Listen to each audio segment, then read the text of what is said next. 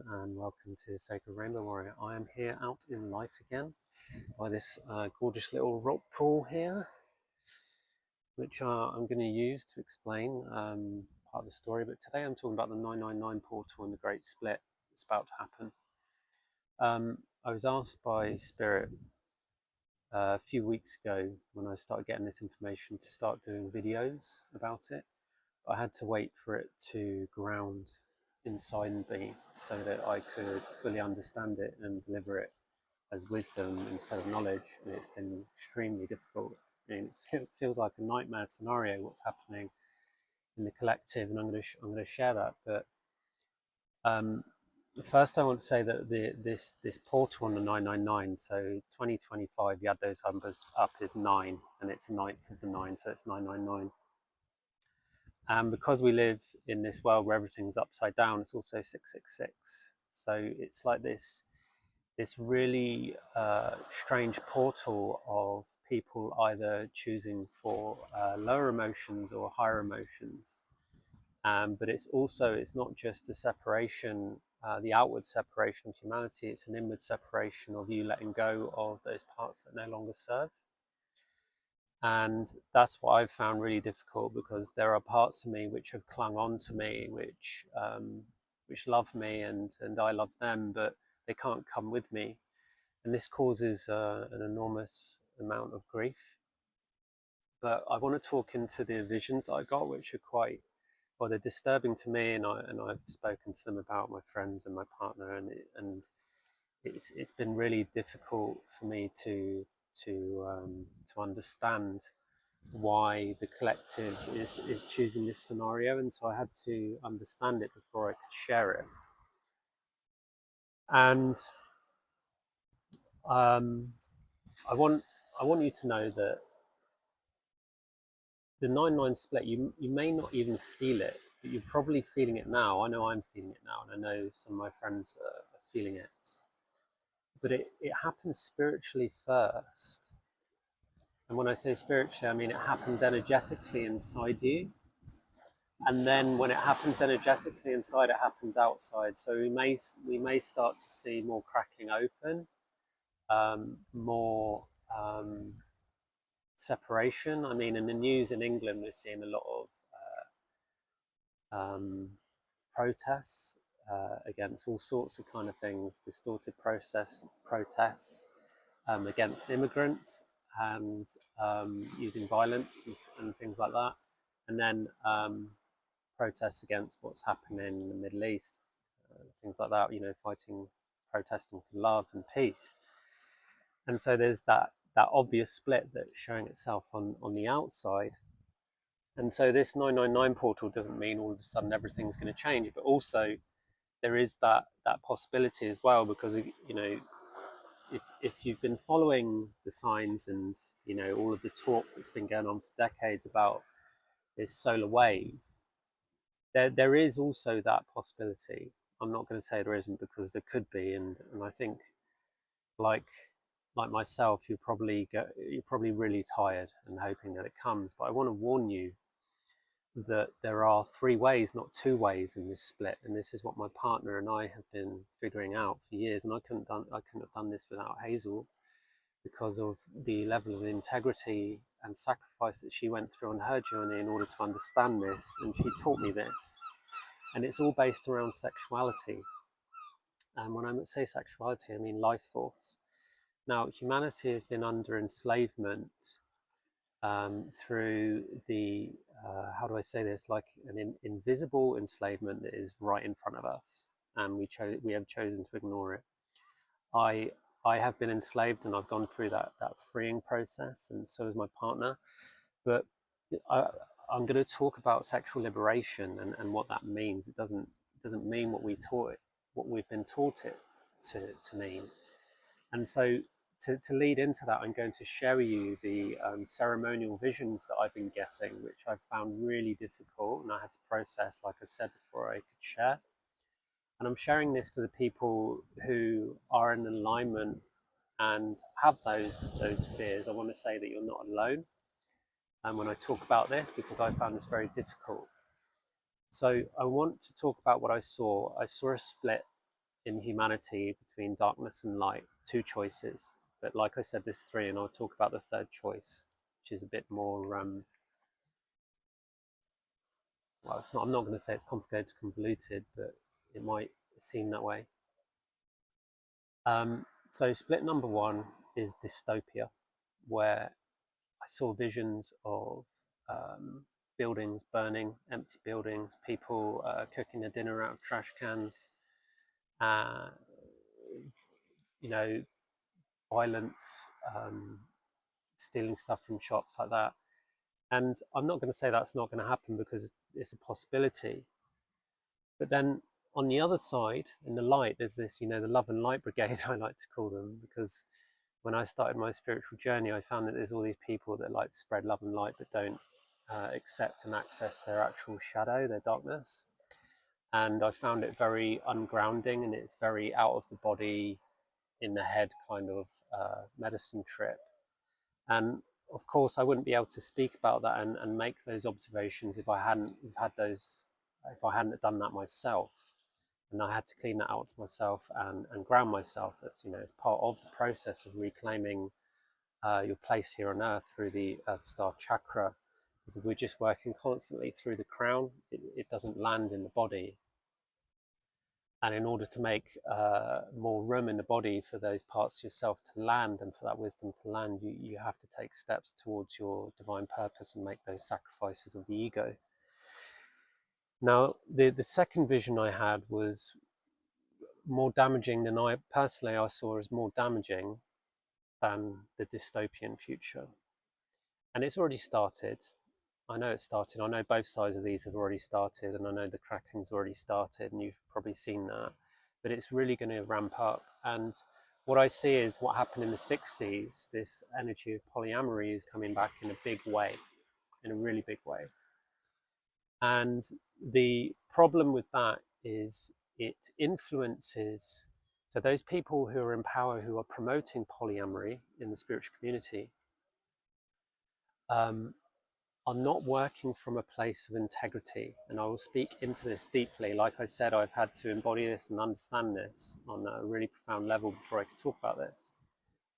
And the reason why I think it's worse than darkness, and the darkness is really bad, I'm talking about violence and rape and all of those dark things that we see in the movies that people try to portray, Armageddon and stuff like that. But what happens in the light, the vision I saw of polyamory, is the reason why I think it's so bad is these people who are taking the spiritual journey to reclaim themselves have gone from the dark side, where they've had all this trauma and all this horrible stuff happen to them, like violence, rape, sexual abuse, all of these kind of things. And this is all about sexuality and life force. What's happening is they are being manipulated by people who have taken control and have a sense of authority, because, like I say, this rock pool down here, I counted, there's 6 fish in there, 6 gobies, and they live in that small little world. They don't see what's beyond that world, and they live quite happily in there, and they fight amongst each other. And the biggest one is normally the boss, and this shows itself in the spiritual community, who has the most power, right? But this is the old structure that is dying in the split, right?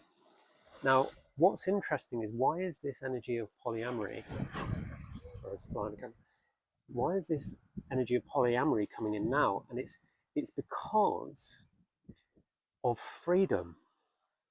Now, I saw this vision of one half of the earth covered in darkness, while the other half that's facing the sun gets hit by this massive solar wave. And this solar wave is cleansing the earth. But this can have a highlighting effect. It's not, like I said, it's not all love and light. It's exposure. It's exposure. This is why in August I spoke about in my previous video about why relationships end in most relationships end in either the autumn winter period of a woman's menstrual cycle, and also in August. I'm in August now making this video, and September, because that is the beginning of autumn, Lammas, and it's the letting go. And when people haven't cleared out their deep unconscious abandonment wounds, they let go of their purpose, they let go of their partners, they let go of their heart. And this happens from men in relationships with women, etc., etc. Just see my video on that. And this energy of light that's coming in is going to expose relationships through polyamory. And I don't know when it's going to happen, but I notice it has a time limit on it. And this is what I want to talk into. The energy of polyamory essentially exposes relationships. So those people who choose to embrace this new energy, and there will be many excuses to join this energy, but it is all exploitation. I've spoken about this so many times. It is exploitation, especially of the feminine, and it will be men, mostly men, who will be leading this energy of, yeah, it's okay, let's do this, yeah, and multiple partners and things like that. And so if you imagine all those people who are in unhappy marriages, they will be the people who will choose yes for that. And the choice that I've always been taught when I met Hazel, and I didn't have this coding before I met Hazel, is the choice to choose for love, because true love is monogamy. It's monogamist, and that's not an opinion. And I'm going to explain to you why. If you look at the idea of polyamory, and it works in relationships as well, I've had to cleanse this out, is that when you're aroused and you have that life force energy, if you're not creating with it and putting that life force energy into something, like, for example, if you're an artist and you're creating art and you use that energy to put into your art, or if you're going up, I don't know, skiing or wakeboarding or surfing or fishing or something like that, where you don't have those energies in your life to put that life force into, then you start projecting it onto the other person. Now, I'll give you an example. A lot of kids these days who go through the mainstream schooling system are addicted to their telephones and distraction. And so they're not grounded. You can't have normal conversations with them. Like I just spoke to a kid who's home educated, and he had a completely different energy to most of the children I work with, and he didn't even have a phone, and it was like speaking to a normal human being. And this energy of distraction. Oh, it's a bit windy. I hope you can still hear me. Um, this this projection energy of life force, when you don't have these distractions such as mobile phones, social media, and things like that, where you're inputting them into life, if you don't have anything to put your life force into, then those kind of people project that energy of attraction and love onto the person in front of them, and they think that life force that's going off in them is that trigger to make love, to have sex. But it's internalized. The whole world is inside out, upside down, back to front. I say this all the time. This is what they did to us. They made it almost impossible to find the third way, the right way. Not the right way. There's no such thing as right and wrong, but the path of enlightenment to true love. And this is the prophecy. Now, it's an absolute fucking minefield. It really is a minefield of distortion. And I know this because I went up in the light, like I said, like everybody else. And then I went into the darkness, and it was like up into the light, up into the darkness, up in the light. And we would take turns, Hazel and I. That's just the process we follow through our own spiritual guidance with our guides. And when the more advanced it happens, so the more pure you become, the more work you do on yourself, which is an enormous devotional process. I've been doing it solid every day for several years with Hazel ever since I met her in 2020. The purer you get, the more I'm going to say the more difficult it does get, actually. Not in everything, but there is a breaking point where success comes and you come into life. But it does get more difficult, I'm not going to lie, because when you're advanced enough, you get stronger, and when you're stronger enough, you come to the levels of mastery, and spirit starts to give you the more difficult lessons, and that's where you're essentially, you have to sit on your own. And so, like, when I'm doing that level of work, Hazel, she won't be sat with me, I'll be sat on my own. And that level of mastery takes an enormous amount of surrender, an enormous amount of surrender, where you just cannot react to any of the emotions that are flowing through, because if there's any reaction, there's attachment, and if there's attachment, you can't let it go. And this is why I always say women are masters at this, because they have a moon time, they have a menstrual cycle where they can let a lot of that die and let a lot of that go. And men try to find that release through sex, but there are other ways. There are other ways, so many other ways, and the main way is through creation, right?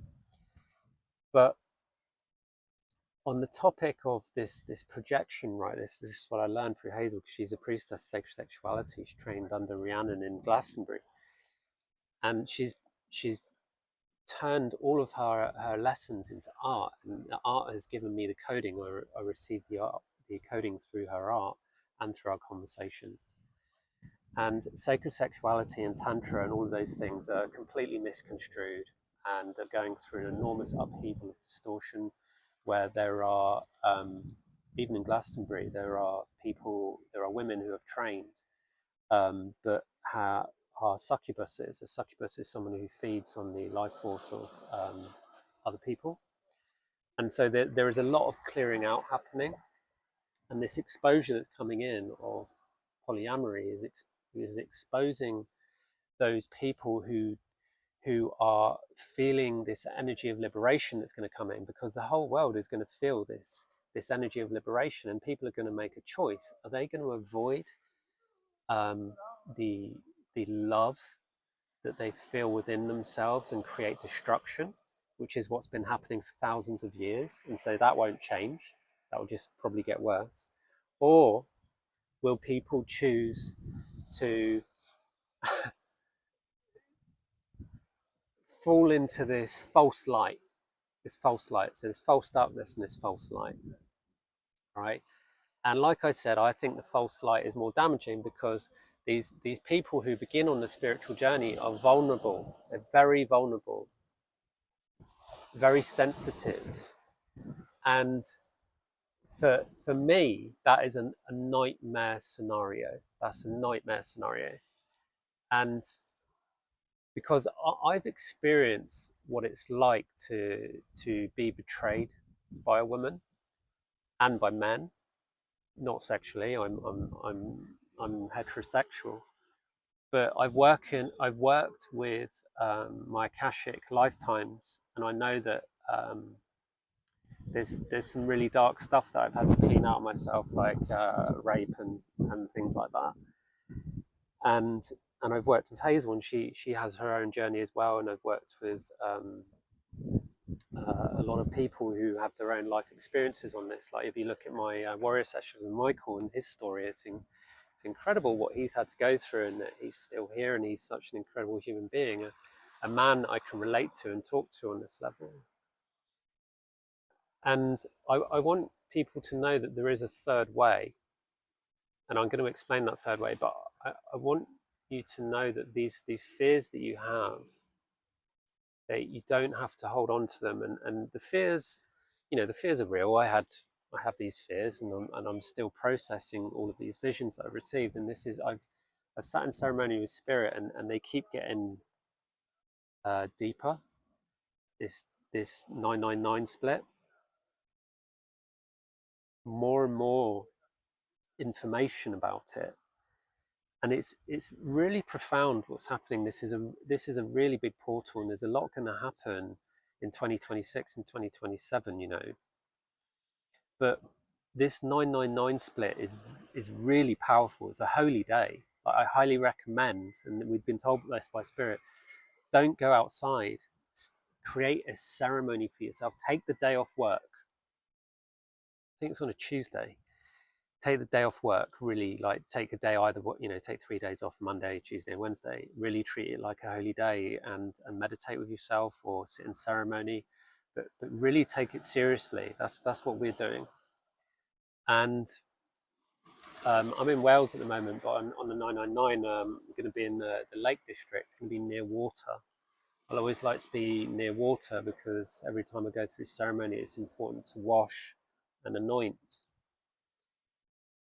So I need to talk about the third way, but I just want to be really compassionate, because if I found this difficult, there must be men and women out there who are going to find this difficult, especially with this idea of polyamory, because I also did see, and I'm sure this must have happened in the 60s and 70s as well, I did see, which I don't like to say, but in the dark side, dystopian side of it, because this is polyamory side, there'll be gangs of men who think it's okay to take women, and that's gang rape. Yeah. So you can see that I don't agree with either of these sides, and I'm telling you there is a third way, and this is what Hazel and I are leading in our own lives. We're leading this in our own lives, and anybody that's working with us, they're learning that from us, and they're extremely grateful, because it brings such a relief to their heart and their soul that there is another way, that you don't have to accept the way that the collective is doing.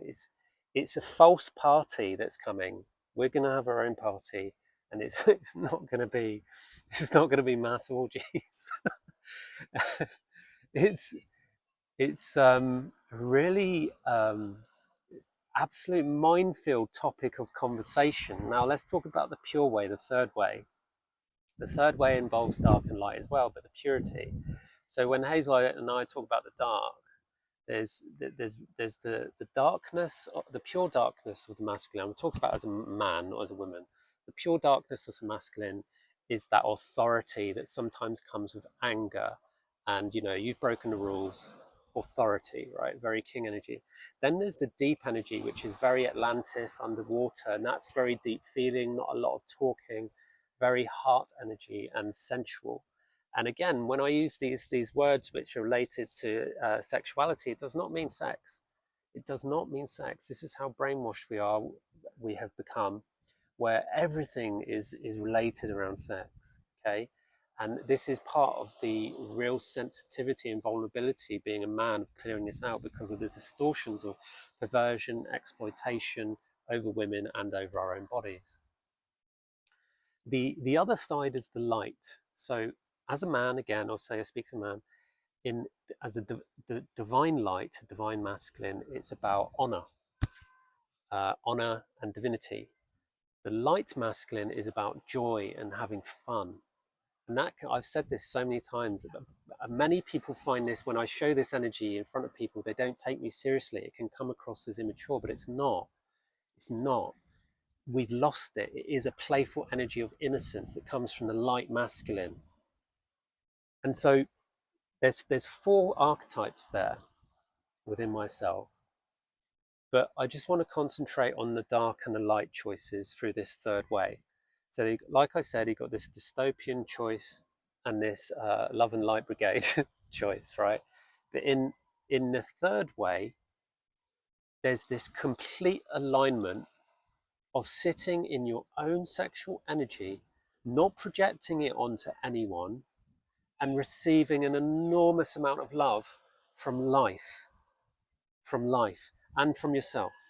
Now, when you're in partnership, that's great as well. It doesn't mean that you immediately make love with each other. Excuse me. But if you're not in partnership, that can be very distracting, especially if there's people out there saying, "Hey, yeah, just don't be a stiffy, don't be a party pooper. Just treat yourself to some, sleep with whoever you want. Don't fall for that trick. Don't fall for that trick." Because essentially, when this energy runs out, people will look back and they'll realize they've lost their dignity, and that people will be going round in circles, searching essentially for themselves, but stealing sexual energy from each other. This is why it's so distorted, because it's stealing. This is what people are doing now in polyamory circles. The masculine is saying, I want to sleep with you, I want to sleep with multiple partners. And there's no devotion and commitment to that monogamy, to that internal marriage and that external marriage. I'm not talking about actual weddings and marriage, we're talking about commitment to another, it's too difficult for men because they have to expose that perversion, exploitation, and all that other distorted darkness that comes with accepting your own darkness. But if you're constantly working in the light, then you are feeding from the feminine. And this is so dangerous for women. But women play their part in this. Women play their part in this. But if you look at the power and the dictation of the patriarchy that we're living in, the responsibility lies with the man to stop it and say no. Because women are looking for partnership, they're looking for love. And if they think that the only way of getting partnership and love is to sleep around with loads of men, then that's what they're going to do. And that's really upsetting. That's really upsetting because that is submission, it's compliance, it's giving yourself away. And it in this new energy of sexual liberation, that might feel okay to everyone. This enormous illusion where everybody's going to think, yay, the new awakening's here. But it's not. It's like stage one. So it's stage one of the awakening. It's an exposure. It's another highlight where people are going to have to do more work. But luckily, Hazel and I, we've been preparing for this. And so we're going to come out in a completely different energy. And let me speak into that more. So the third way is this ultra alignment where you create in co-creation with spirit, not what everyone else is doing, not in this field of trying to fit in. Like essentially, we're having to be outcasts. We're outcasting ourselves from this distorted tribal collective energy, right? Because it's not real tribe. It's not. They're all feeding these distortions of separation. Because polyamory may look like love, but it's not. It's separation. It is separation. Think what it's going to do to families. Think what it's going to do to families. I'm not saying it's right or wrong. I'm saying it's out of alignment with true love. The third way is sacred sexuality in partnership, in complete devotion. And I hope you can still hear me. I speak from experience when I say that sacred sexuality blew away all my expectations and went beyond my imaginations of what is available between a man and woman. When there is complete purity and integrity within the heart of your twin flame, that's another whole conversation. How do you meet your twin flame? And in all of this energy, that's essentially what people are trying to do.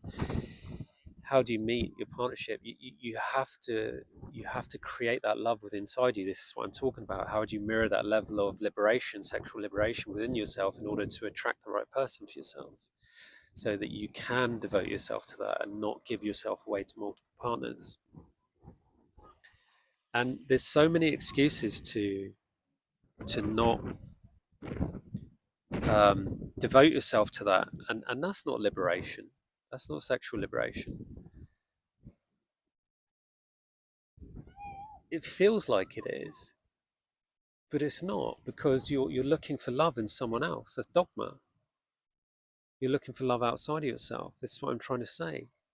The antidote for dogma will come eventually, where people realize it's all inside, but it's not come yet. My whole journey has been about learning how to internalize everything, and then once I've internalized that as wisdom and it's landed, how do I externalize that and create that in my external life, into reality? And that's one of the most difficult things I've ever had to do, because you have to learn and remember. But what happens when you start to get more advanced in journey, you start to come more in alignment with co-creation with spirit, is you start to learn you have these, you already know how to do it, and these gifts come alive in your DNA. I'll give you an example. I can move when I surrender fully to my innate, my higher self. He takes over my body and not makes me, but co-creates with me, where I can draw, I can move in certain ways that I wouldn't know how to do had I not completely surrendered, and I could create magnificent things. Happens with my writing. I'm an incredible scribe. I do channel writing, but I have to completely surrender in order to do that. And these gifts are available for everyone. And it's really, really magnificent. It's really magnificent. It's really worth it, this journey, because you remember the parts of yourself that you've forgotten. You remember the dreams that you've forgotten. And but the difficulties is you'll realize that everyone who you thought was your friend or thought that you loved you around you, that has essentially either been holding you back or trying to divert you from the truth of who you are. And these are the sacrifices that people have to make. And this is the ostracizing, the outcasting of yourself from the tribe. And nobody wants to feel that, because feeling like an outcast is feeling like it's a horrible feeling, like being kicked out of the home, being kicked out onto the street. Not being able to fit in is a really deep wound. Luckily for myself, I've always felt like an outcast. For decades, I've always felt like an outcast, and so I've kind of got used to it. But I've had to heal that wound so that I can better connect with people. Part of that was me creating this YouTube channel to connect with people. But it's such a big wound. I'm still healing it, because of the sexual abuse around it. When you go inside to clean your sexual abuse and you come out, and sexual abuse doesn't have to be physical. Most of it's not. 90% of it is just pulling that figure out of nowhere, but it's a large amount is emotional abuse, verbal abuse, stuff like that. But when we cleanse that and we come out on the other side, it's so vulnerable and it's so sacred that just hugging someone is difficult. just hugging someone is difficult, because I speak for myself, because I had to clear out all of that perversion, exploitation, grandiosity, all of that stuff around sexual abuse. It you have to clear out that that a hug isn't going to lead to sex. That's how difficult it can be, and on this level of sensitivity that I work. I'm a very sensitive man, and hypersensitive, and that is very linked to autism as well. This hypersensitivity is linked to these. Autism is linked to the hypersensitivity of sexual abuse. It's so difficult working with that level of stuff. Like working with the stuff that the big stuff is easier than working with the stuff that's based on life force exploitation.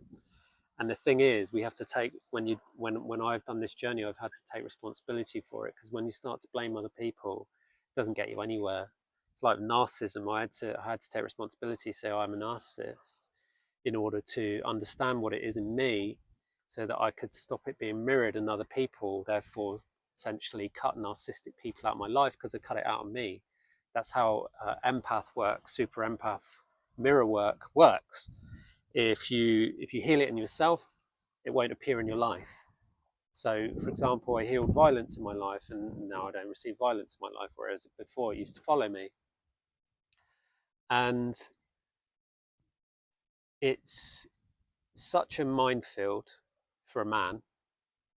For the woman, she has to go into the light, and you have to ask Hazel on that one, but it feels like she's struggling, finding it difficult as well. But for a man to work on this level in the dark, it is an absolute minefield. Very triggering, and can't do it on your own. I can do it on my own. It's just it's too taxing. It's really taxing on the heart, the mind. Endurance is needed. It's difficult, or please don't do it on your own. Never do it on your own. It's so difficult, and it's really about finding that person who is a friend and is happy to hold space for you and you hold space for them. It's really about friendship, true friendship, where you don't argue or blame each other for anything. You realize, you don't take it personally. It's personal for the ego, but not for your soul. This is the rule Hazel and I use. And so this third way of alignment, if I come back to this, the third way of alignment is purity through the heart, working in co-creation with spirit. Now let me talk into what I mean by co-creation with spirit. When Hazel and I first started out, we were channeling almost every day. One of our main guys that we work with is Anubis. He's not the god of death. He's a god of, essentially a guide of divine union, marriage. That's why he holds the scales of the heart and the feather. It's about being in alignment, not just with yourself, but with your partner. If you look at the two sides of the scales, there's a woman on the side of the heart and the masculine on the side of the feather, the angel in the heart of creation. When you're either side of the scales and one of you moves in one direction, it starts to wobble. But the closer you come together, the more stable and balanced you become. And he's been teaching us this, and we've worked with loads of guides, that he's been our most go-to, our magnificent guide that we've gone to in order to help guide us in co-creation to make this happen, to make true love happen, to create our lives, to create our dreams. And we have our own individual dreams. Hazel has her dreams, I have mine, but we also have our joint dreams. That's why we have a joint YouTube channel called Prophecy Walkers. And when you work as a twin flame and you come together, the light is infinite, and it's rewarding when you get to that level where you can say, okay, we've got some ideas to put together. But in order to do that, you have to not only just take your journey before you meet your own journey, but you then have to take your journey together in complete devotion, where every time you want to, say for example in August and September when it gets difficult, any energy that wants to force you, your ego wants to force you to separate from the other, you have to choose every single time to say no to separation and yes to love. Even when it's so difficult, when you can't agree on anything, you have to come back to love. And this is the third way. You cannot choose separation. There's no such thing as taking a break or splitting up for a while. It has to be love. Every single time, find a way to come back to each other. Pure devotion. And it can be difficult, but the majority of it is enormous fun. Turn the game of love into a real game, a game of fun. That's what we've been doing, and it's difficult when other people aren't doing it because it feels very lonely.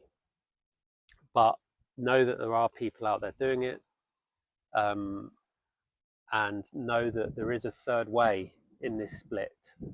There is a third way, a way that works through integrity. So don't go with the majority. Don't go with the majority. Go with what your heart says. Go with what your soul says. But don't work from a place of desire and lust and control. Don't work from a place of guilt or shame or self-righteousness.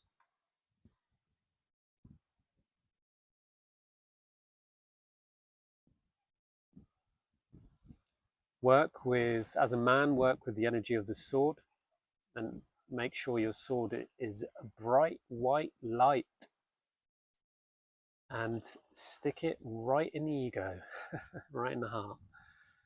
And for a woman, the pure chalice, the pure waters. A woman has to purify her waters, of course, but it works when you're working together. It works in the opposites. When I started working with Hazel, I had to purify my water before I could purify my fire, and Hazel had to purify her fire before she'd already actually purified her waters. But then she did, so she was ahead of me. But I had to go through the waters of the feminine to purify my emotions and my body, my heart, all of my consciousnness, in order to then come to my fire, because our fire is our passion, our sexuality, and how we create. And if we burn too bright, we can burn out, But also it can be explosive and destructive, and that leads to narcissistic behavior. So when you're on a journey of purification and devotion, there's constant choices to always choose for love. So I've given a lot of information there, but I wanted to cover all of the choices of what is going on. There's so much more to it, but just look at it this way: the split is not splitting away from love; it's about splitting away from your ego. So work with it internally first. Don't focus on what's happening in the collective. Ignore all that, because it's a distraction. If you haven't made your dreams come true, if you're not completely devoted to that, and you're focused on what's going on in the third world, third line of consciousness, it's not gonna manifest. And I know how difficult that is, but I really wanted to get this out there because I really felt like if I'm struggling, there must be other people struggling with this choice, because you don't have to choose for either of those. There's a new way, a third way. So let me know how you feel about this in the comments, and good luck. Make sure you prepare well for the 999. It's not long now. It's not long. Please like, subscribe, and share. Thank you.